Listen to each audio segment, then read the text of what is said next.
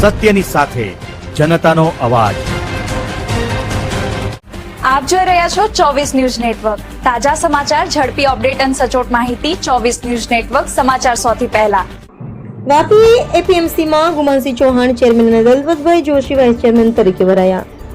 વાવ કૃષિ ઉત્પાદન બજાર સમિતિ ખાતે ચેરમેન અને વાઇસ ચેરમેન પદ માટે યોજાયેલી વરણી પ્રક્રિયા શાંતિપૂર્ણ માહોલમાં પૂર્ણ થઈ હતી, જેમાં ગુમાનસિંહ ચૌહાણની ચેરમેન તરીકે તેમજ દલપતભાઈ જોશીની વાઇસ ચેરમેન તરીકે વરણી કરવામાં આવી હતી। બંને આગેવાનોની વરણી બાદ સમર્થકોને કાર્યક્રમમાં ખુશીનો માહોલ જોવા મળ્યો હતો।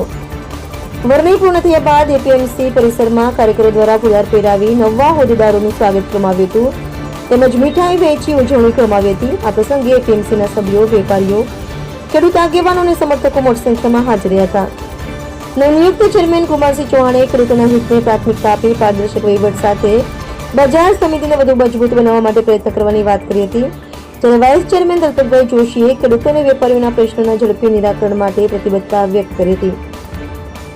વરણી બાદ સમગ્ર વિસ્તારમાં બંને આગેવાનોને શુભેચ્છાઓ પાઠવવાનો ધસારો જોવા મળ્યો હતો। અહેવાલ રાણાભાઈ પારેગી, થરાદ।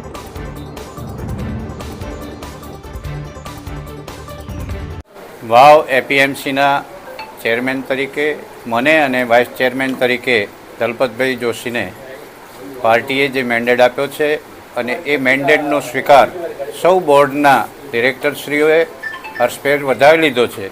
સૌ પાર્ટીના પ્રદેશ અધ્યક્ષ શ્રી આદરણીય વિશ્વકર્માજી, સંગઠન મહામંત્રી આદરણીય રત્નાકરજી, ઝોન મહામંત્રી આદરણીય અજયભાઈ બ્રહ્મભટ્ટ સાહેબ, આપણા પ્રભારી વિશાલભાઈ પટેલ સાહેબ, પાર્ટીના પ્રમુખ ડૉક્ટર નરેશભાઈ ઠાકોર, ત્રણેય મહામંત્રીશ્રીઓ આદરણીય ઉમેદદાનજી, આદરણીય કરશનભાઈ, આદરણીય કમલેશભાઈ અને પાર્ટીના મંડળના પ્રમુખભાઈ શ્રી ભરતસિંહ અને મહામંત્રીશ્રીઓ ઈશ્વરભાઈ અને ધનજીભાઈ, સૌ પાર્ટીના કાર્યકર્તાઓએ આ પ્રદેશ ભારતીય જનતા પાર્ટી તરફ મળેલા મેન્ડેટને વધાવી લીધો છે।